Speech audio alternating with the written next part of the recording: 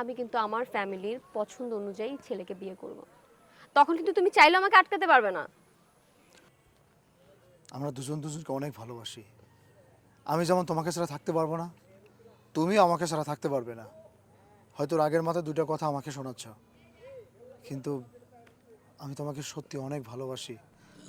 আসলে মানে মাঝে মধ্যে ভয় হয় যদি আমি তোমাকে হারিয়ে ফেলি। আচ্ছা, তুমি কিছু মনে না করলে একটা কথা জিজ্ঞেস করি। হ্যাঁ বলো। তুমি কি কোনোভাবে আমার কাছে কিছু লুকাচ্ছ? মানে এমন কোনো কথা যেটা আমি জানি না?